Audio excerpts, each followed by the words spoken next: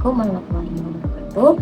Perkenalkan, nama saya Nita Rahma dengan NIM 2410136022 dari kelas T.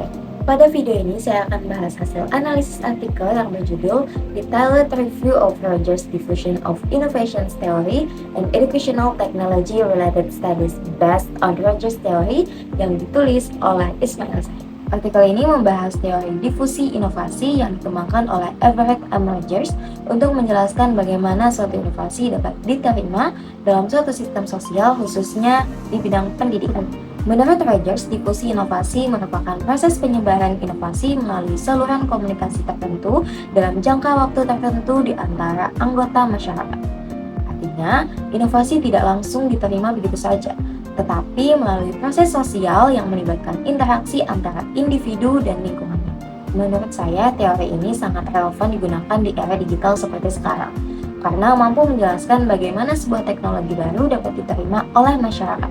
Namun, teori ini juga memiliki keterbatasan karena perubahan perilaku pengguna di era digital berlangsung jauh lebih cepat dibandingkan kondisi saat teori ini pertama kali dikembangkan. Selanjutnya, Rogers menjelaskan 4 elemen utama dalam difusi inovasi, yaitu inovasi, saluran komunikasi, waktu, dan sistem sosial. Keempat elemen ini saling berkaitan dalam menentukan keberhasilan suatu inovasi. Menurut saya, sistem sosial menjadi faktor yang paling penting karena keberhasilan inovasi dipengaruhi oleh dukungan lingkungan seperti kebijakan institusi dan budaya organisasi. Tanpa adanya dukungan tersebut, inovasi akan sulit diterapkan secara efektif. Selain itu, proses adopsi inovasi terdiri dari 5 tahapan, yaitu knowledge, persuasion, decision, implementation, dan confirmation. Tahapan ini menunjukkan bahwa seseorang perlu memahami inovasi terlebih dahulu sebelum memutuskan untuk menggunakannya. Namun menurut saya, proses ini tidak selalu berjalan secara linear. Karena dalam prakteknya, seseorang dapat kembali ke tahap sebelumnya ketika mengalami hambatan ataupun keraguan. Rogers juga menjelaskan 5 karakteristik inovasi yang memengaruhi tingkat penerimaan inovasi, yaitu keunggulan relatif, kesesuaian, tingkat kesulitan, kemampuan mencoba, dan kemampuan untuk diamati. Nah, bagi saya, faktor yang paling berpengaruh adalah manfaat dan kemudahan penggunaan.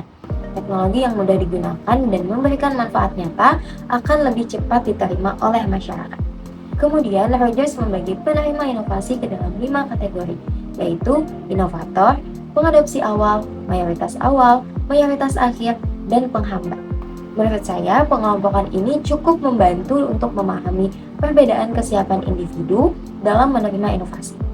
Akan tetapi, pembagian tersebut terkadang terlalu kaku karena seseorang bisa saja cepat menerima satu inovasi, tetapi lambat menerima inovasi lain. Selain itu, artikel ini juga menunjukkan bahwa faktor seperti pelatihan, akses teknologi, persepsi pengguna, dan dukungan organisasi sangat mempengaruhi keberhasilan adopsi inovasi. Menurut saya, pelatihan dan dukungan organisasi merupakan faktor yang benar-benar penting karena tanpa adanya pemahaman dan dukungan yang baik, inovasi tidak akan dimanfaatkan secara maksimal.